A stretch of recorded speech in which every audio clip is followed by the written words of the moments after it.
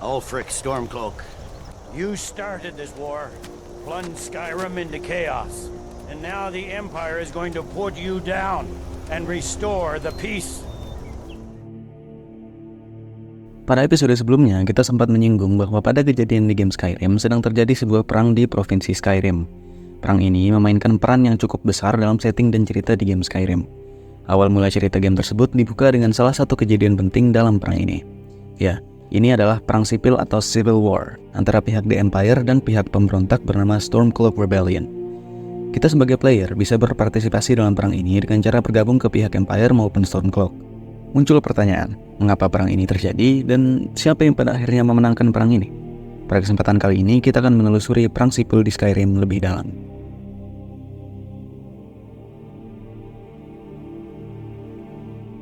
Kita sudah paham betul bahwa perang sipil di Skyrim ini terjadi karena White Gold Concordat yang melarang penyembahan Talos di Tamriel. Karena para Nord menyembah dan mengagungkan Talos, mereka sangat menentang White Gold Concordat ini, sampai menentang The Empire, bahkan sampai benci kepada Mer atau Elf. Tapi pecahnya perang sipil ini tidak terjadi sesederhana itu. Untuk membahas itu, mari kita kembali ke masa Great War antara The Empire dan Altmeri Dominion pada tahun 171 sampai 175 di masa Fourth Era. Altmeri Dominion adalah sebuah kekaisaran elf yang dibentuk oleh para Altmer atau High Elf. Mereka pertama kali terbentuk pada masa Interregnum ketika terjadi perebutan takhta Imperial Throne di Tamriel pada masa Second Era. Altmeri Dominion mulai aktif kembali ketika runtuhnya dinasti Septim pada akhir Third Era. Pada saat Great War, pihak The Empire dikuasai oleh dinasti Mid. Kaisar yang berkuasa pada saat itu adalah Titus Mid kedua. Karena The Empire sudah terpecah setelah berakhirnya dinasti Septim, mereka sekarang dikenal dengan nama The Empire of Cyrodiil, bukan The Empire of Tamriel. Mereka hanya menguasai wilayah Hammerfell, High Rock, Skyrim, dan Cyrodiil. Selama perang berlangsung, ada seorang North bernama Ulfric Stormcloak yang pada saat itu sedang berlatih dengan para Greybeards untuk menguasai Thu'um. Ia meninggalkan latihannya dan ikut berperang melawan Altmeri Dominion. Dalam perang tersebut, Ulfric tertangkap. Ia kemudian disiksa dan diinterogasi. Ulfric pada saat itu tidak memberikan informasi penting kepada Altmeri Dominion, tapi ia dibohongi bahwa informasi yang ia berikan sangat berperan dalam runtuhnya Imperial City. Padahal pada saat itu Imperial City sudah diserang dan sudah runtuh. Kebohongan ini ditujukan untuk memanipulasi Ulfric secara psikologi. Ulfric pada akhirnya berhasil kabur dari penjara tak lama setelah Imperial City runtuh. Great War berakhir dengan ditandatanganinya sebuah perjanjian bernama White Gold Concordat. Pada saat Great War, banyak tentara North yang ditarik dari Skyrim untuk berperang ke Cyrodiil. Pada saat itu, para Rich Folk di Skyrim berhasil mengambil alih wilayah Rich dari pihak North. Mereka berusaha bergabung ke pihak Empire dan menetapkan wilayah mereka sebagai provinsi Rich.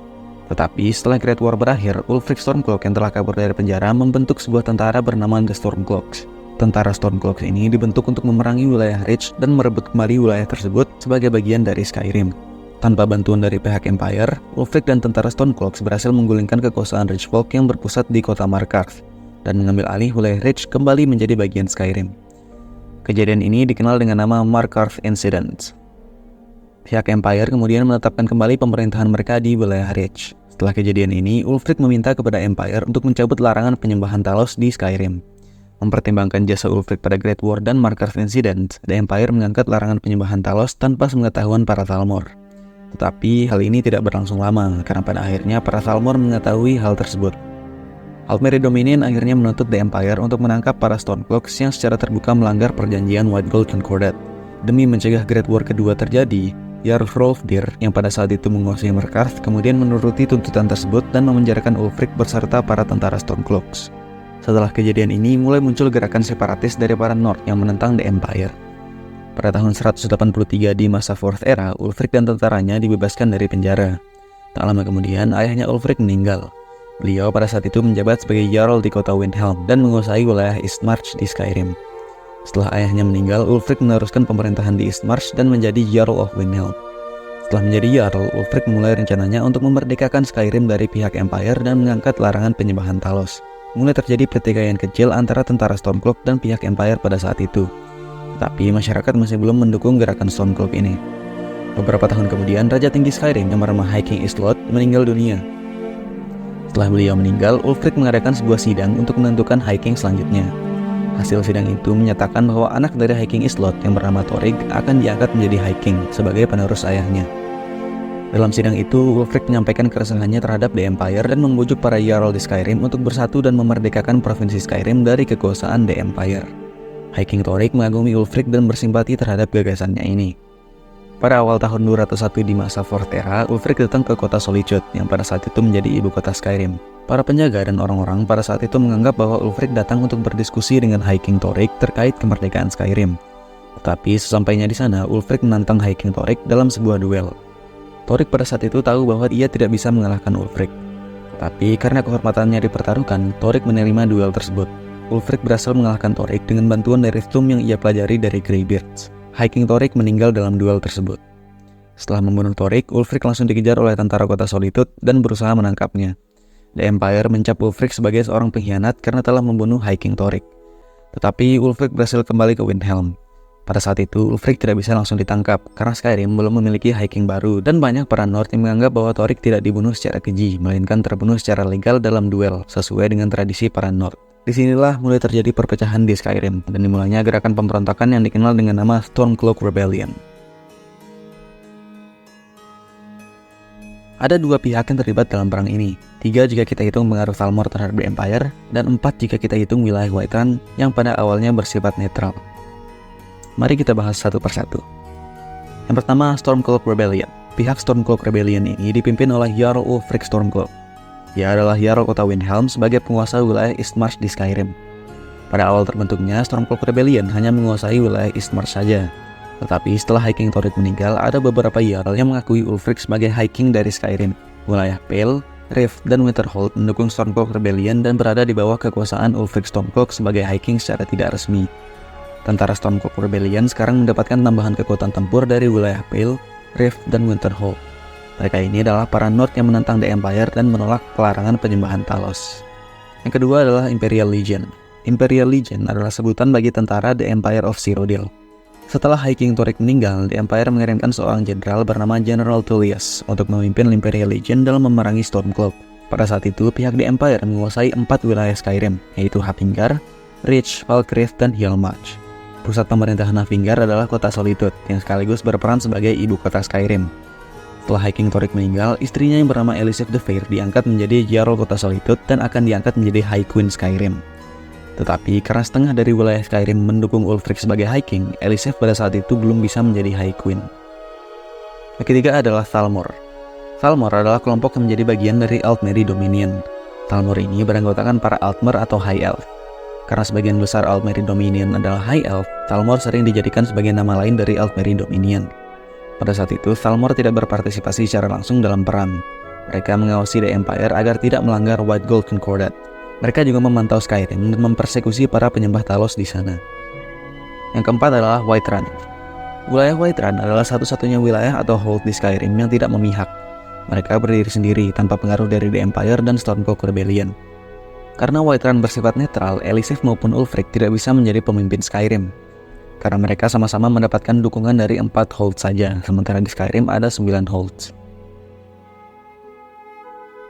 Sebelum melihat perang dari perspektif Imperial Legion, mari kita bahas kejadian-kejadian sebelum game The Elder Scrolls V Skyrim. Menurut cerita dari pihak Imperial, pernah terjadi pembantaian di desa Karthwasten yang dilakukan oleh pihak Stormcloak Rebellion. Tidak pasti kebenaran hal ini, karena pihak Stormcloak mengaku bahwa pembantaian tersebut dilakukan oleh oknum yang mengaku sebagai bagian dari Stormcloak. Kemudian ada peperangan di Benteng Neugrad, yang pada saat itu dikuasai oleh pihak Imperial. Mereka berhasil mempertahankan benteng tersebut. Ada juga peperangan antara 2 kelompok kecil dari kedua pihak di wilayah Whiterun yang dimenangkan oleh pihak Stormcloak. Kemudian ada penyergapan tentara Stormcloak di daerah Giant's Gap, tidak pasti pemenangnya. Terakhir ada penyergapan di daerah Darkwater Crossing. Penyergapan ini dilakukan terhadap tentara Stormcloak yang pada saat itu sedang melakukan perjalanan bersama Ulfric Stormcloak. Imperial Legion berhasil menangkap mereka dan dibawa ke desa Helgen untuk dieksekusi. Pada saat penyergapan di Darkwater Crossing, Last Dragonborn juga ikut tertangkap. Disinilah game The Elder Scrolls V Skyrim dimulai. Saat hendak mengeksekusi Ulfric Stormcloak, Alduin datang menyerang desa Helgen. Ulfric dan para Stormcloak lainnya berhasil kabur. Setelah serangan di Helgen ini, alur perang berikutnya sangat ditentukan oleh Last Dragonborn. Entah ia bergabung ke Imperial Legion, Stormcloak Rebellion, atau bersikap netral dan tidak mengikuti perang. Setelah gagal mengeksekusi Ulfric, pihak Imperial memiliki rencana untuk membantu memperkuat posisi Elisif sebagai calon High Queen, itu dengan mencari sebuah mahkota bernama The Jagged Crown, yang merupakan mahkota milik High King Skyrim pada zaman dulu. Tentara Imperial Legion kemudian pergi ke Korvanjund, sebuah makam Nord yang dipercaya merupakan tempat disimpannya Jagged Crown ini. Di sana, tentara Stormcloak sudah memulai ekspedisi mereka untuk mencari Jagged Crown. Terjadilah pertarungan antara Imperial Legion dan Stormcloak. Setelah mengalahkan para Stormcloak, Imperial Legion menelusuri Korvanjund lebih dalam. Mereka melawan beberapa Draugr melalui puzzle yang ditinggalkan oleh Nord kuno. Mereka pun menemukan Jagged Crown yang pada saat itu dikenakan oleh salah satu Draugr yang dipercaya adalah mayat seorang High King. Setelah mendapatkan Jagged Crown, Dragonborn bisa membawa mahkota ini ke pihak Stormcloak untuk berkhianat dan bergabung dengan mereka. Tapi ini ceritanya Imperial Legion, jadi Dragonborn membawa Jagged Crown ke General Tullius. Setelah mendapatkan Jagged Crown, General Tullius mengalihkan fokusnya ke wilayah Whiterun yang sampai sekarang masih bersifat netral. Menurut intel Imperial Legion, Ulfric berencana mengajak Whiterun untuk bergabung dengan Stormcloak dan akan menyerang Whiterun apabila mereka menolak. General Tullius kemudian mengirimkan pesan kepada Jarl Balgruuf yang pada saat itu merupakan pemimpin Whiterun. Mengetahui hal ini, Balgruuf menerima tawaran General Tullius dan memihak kepada Imperial Legion. Kemudian Balgruuf mengirimkan sebuah kapak kepada Ulfric. Kapak ini adalah sebuah simbol yang menyatakan bahwa Balgruuf tidak akan menerima Ulfric sebagai High King. Oke, sedikit membahas tentang simbol kapak ini. Belum ada penjelasan yang pasti tentang hal ini. Kita bisa menarik kesimpulan dari interaksi Balgruuf dan Ulfric bahwa kapak ini menyimbolkan tawaran sekaligus ancaman. Pengirim kapak secara simbolis mengatakan bahwa sang penerima kapak diajak untuk bergabung ke pihak pengirim kapak, tetapi posisinya adalah bawahan. Jadi sang penerima kapak akan bersumpah untuk setia kepada sang pengirim. Nah, apabila menolak, sang penerima bisa mengembalikan kapak ini kepada sang pengirim. Dengan begitu, sang penerima menyatakan bahwa ia tidak akan bersumpah setia dan akan menentang sang pengirim kapak. Jadi begitu, Balgruuf mengirimkan kapaknya kepada Ulfric dan Ulfric mengembalikannya kepada Balgruuf, menyatakan bahwa Whiterun dan Eastmarch menentang satu sama lain. Setelah mendapatkan surat balasan dari Jarl Balgruuf, General Tullius langsung mengirimkan pasukan Imperial Legion ke Whiterun untuk membantu melindungi kota Whiterun dari serangan Stormcloak. Jadilah pertarungan yang dinamakan Battle for Whiterun. Peperangan ini membawa kehancuran yang cukup besar di kota Whiterun. Pada akhirnya, Imperial Legion berhasil melindungi kota Whiterun dan memukul mundur tentara Stormcloaks. Balgruuf tetap menjadi Jarl dan Whiterun sekarang menjadi bagian dari pihak Imperial Legion. Dengan dukungan dari Whiterun, sebenarnya Elisif sudah bisa naik menjadi High Queen. Tetapi General Tullius memutuskan untuk menyatukan Skyrim terlebih dahulu sebelum mengangkat Elisif menjadi High Queen untuk menghindari masalah di kemudian hari. Setelah Whiterun, sekarang General Tullius berusaha menguasai wilayah Pale. Benteng pusat tentara Stormcloak di wilayah Pale adalah Fort Dunstad. Sebelum menyerang benteng Dunstad, wakil General Tullius yang bernama Legate Rike memerintahkan tentaranya, yang pada saat itu adalah Leif Dragonborn, untuk melemahkan benteng Dunstad dengan cara membunuh pembawa pesan Stormcloak dan mengganti pesannya, agar suplai yang akan dikirimkan ke Fort Dunstad dikirim ke tempat lain. Dengan Fort Dunstad yang kekurangan suplai, Legate Rike memerintahkan tentara Imperial Legion untuk menyerang benteng tersebut. Setelah berhasil menguasai Fort Dunstad, tidak butuh waktu lama bagi Imperial Legion untuk menggulingkan pemerintahan Pale di kota Downstar. Jarl Skald sekarang digantikan oleh Jarl Brina Meriles sebagai pemimpin wilayah Pale. Selanjutnya, General Tullius mengalihkan perhatiannya ke wilayah Rift. Benteng yang menjadi pusat tentara wilayah Rift adalah Fort Greenwall. Sebelum menyerang Fort Greenwall, Legate Rike berusaha untuk memotong pengiriman suplai ke Fort Greenwall. Untuk itu, ia mengirimkan mata-mata ke kota Riften untuk mencari intel tentang pengiriman suplai ke Fort Greenwall. Setelah mendapatkan intel tersebut, Legate Rike memerintahkan pasukannya untuk menyergap dan menjarah suplai ke Fort Greenwall. Setelah berhasil, Legate Rike langsung memerintahkan pasukannya untuk menyerang Fort Greenwall. Setelah berhasil menguasai benteng tersebut, kekuasaan Stormcloak di Riften langsung digulingkan. Dengan begitu, Imperial Legion sekarang menguasai wilayah Rift. Jarl Laila the Lawgiver sekarang digantikan oleh Jarl Maven Blackbriar untuk memimpin wilayah Rift. Sekarang tinggal ada satu wilayah yang mendukung Ulfric, yaitu wilayah Winterhold. Benteng yang menjadi pusat tentara Winterhold adalah Fort Kastab. Sebelum itu, Legate Rike berencana untuk membebaskan tentara Imperial yang menjadi tahanan di Fort Kastab. Setelah membebaskan tawanan, pihak Imperial Legion berhasil menguasai Fort Kastab melalui serangan dari dalam dan serangan dari luar benteng. Pihak Imperial Legion kemudian menetapkan kekuasaannya di wilayah kota Winterhold dan menguasai seluruh wilayah Winterhold. Jarl Corir kemudian digantikan oleh Jarl Kraldar untuk memimpin wilayah Winterhold. Setelah menguasai 8 holds di Skyrim, sekarang tinggal menghadapi wilayah Eastmarch yang menjadi pusat kekuasaan Stormcloak Rebellion. Tentara Stormcloak terpusat di dua tempat, yaitu benteng bernama Fort Amol dan kota Windhelm. Sebelum menyerang Windhelm dan menghadapi Ulfric, Legate Rike berupaya untuk menguasai Fort Amol terlebih dahulu sebelum Ulfric menarik pasukan di sana dan memperkuat kota Windhelm. Setelah berhasil menguasai Fort Amol, sekarang tinggal menyerang kota Windhelm. General Tullius turun langsung untuk memimpin serangan tersebut. Terjadilah pertempuran Battle for Windhelm. Dalam pertempuran ini, kota Windhelm mengalami kerusakan yang cukup parah. Tentara Imperial berhasil masuk ke Palace of the Kings dan menghadapi Ulfric Stormcloak. Setelah berhasil dikalahkan, Ulfric request untuk dibunuh oleh Dragonborn agar kematiannya penuh kejayaan. Memang ya, para Nord ini sangat puitis. Mereka mengutamakan kehormatan dan cenderung terlalu bangga. Setelah Eastmarch dikuasai oleh Imperial Legion, Brunwulf Freewinter naik menjadi Jarl of Windhelm dan memimpin wilayah Eastmarch. Setelah Skyrim bersatu kembali di bawah bendera The Empire, Jarl Elisif sekarang tinggal menunggu waktu untuk dinobatkan menjadi High Queen of Skyrim. Semua berkat taktik dan strategi yang baik dari General Tullius dan sedikit bantuan dari Dragonborn. Ya, kalau dipikir-pikir, Dragonborn ini memang OP sih. Dia kan setengah dewa ya. Kalau dia memihak di perang sipil, auto menang. Oke, tadi kita membahas bagaimana kalau Dragonborn memihak kepada The Empire. Sekarang kita akan melihat bagaimana kalau Dragonborn memihak kepada Stormcloak dan memenangkan perang ini untuk Stormcloak dan memerdekakan Skyrim. Kita mulai dari Jagged Crown. Setelah berhasil mendapatkan Jagged Crown, Ulfric Stormcloak mulai bergerak untuk menguasai Whiterun yang pada saat itu masih netral. Ulfric mengirimkan kapaknya kepada Jarl Balgrove sebagai simbol dan pesan, seperti yang sudah kita jelaskan tadi. Balgrove pada akhirnya mengembalikan kapak ini kepada Ulfric, menyatakan bahwa ia lebih memilih untuk menentang Ulfric daripada memberikan kesetiaannya kepada Ulfric. Kemudian Stormcloak melancarkan serangannya ke kota Whiterun. Pada saat itu, kota Whiterun dibantu oleh Imperial Legion. Para Stormcloak akhirnya berhasil menguasai kota Whiterun. Jarl Balgrove digantikan oleh Jarl Vignar Greymane. Setelah menguasai Whiterun, Ulfric bisa saja naik menjadi High King, karena sudah didukung oleh 5 dari 9 host di Skyrim. Tetapi, Ulfric berencana untuk menyatukan Skyrim terlebih dahulu dan memerdekakannya dari pengaruh The Empire. Alur questnya kurang lebih sama ya dengan pihak Empire, cuma beda lokasi saja. Setelah menguasai Whiterun, Ulfric mengalihkan perhatiannya ke wilayah Falkreath. Benteng yang menjadi pusat tentara Falkreath pada saat itu adalah Fort Neugrad. Sebelum melancarkan serangan ke Fort Neugrad, tangan kanan Ulfric yang bernama Galmar Stoneface berencana untuk menyelamatkan tentara Stormcloak yang menjadi tahanan di Fort Neugrad. Setelah menyelamatkan tahanan tadi, para Stormcloak langsung melancarkan serangannya ke Fort Neugrad. Dengan serangan dari dalam dan luar benteng, para Stormcloak berhasil menguasai benteng tersebut. Mereka pun menggulingkan kekuasaan Imperial di kota Falkreath dan menguasai seluruh wilayah Falkreath. Sebagai pemimpin wilayah Falkreath, Jarl Sitgeir digantikan oleh pamannya yang bernama Jarl Dengir.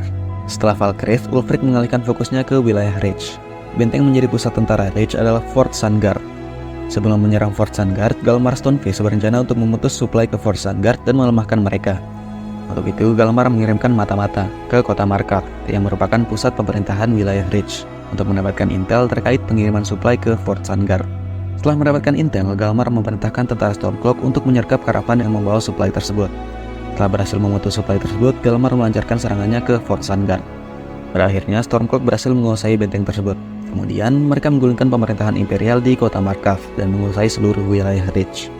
Jarl Igmund kemudian digantikan oleh Jarl Thongvor Silverblood sebagai pemimpin wilayah Reach. Dengan sisa 2 holds yang berada di bawah kekuasaan Empire, Ulfric berencana menguasai wilayah Hjalmarch. Benteng yang menjadi pusat tentara Hjalmarch adalah Fort Snowhawk. Sebelum menyerang Fort Snowhawk, Galmar berupaya untuk menghambat suplai ke benteng tersebut.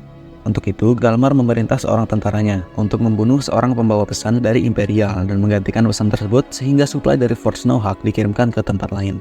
Dengan suplai yang menipis, Galmar langsung melancarkan serangannya ke Fort Snowhawk. Setelah menguasai benteng tersebut, pihak Stormcloak langsung menggulingkan pemerintahan Imperial di kota Morthal dan menguasai seluruh wilayah Hjalmarch. Jarl Idgroth Ravencrown digantikan oleh Jarl Sorli the Builder sebagai pemimpin wilayah Hjalmarch. Sekarang The Empire hanya menguasai wilayah Hafingar saja. Tentara Imperial Legion di Hafingar pada saat itu berpusat di 2 titik, yaitu Fort Hagstad dan kota Solitude. Galmar kemudian berencana untuk menyerang benteng Hagstad sebelum tentara Imperial Legion yang ada di benteng tersebut ditarik ke Solitude untuk memperkuat kekuatan tempur mereka. Pada akhirnya, Stormcloaks Rebellion menyerbu Fort Hagstad dan berhasil menguasainya.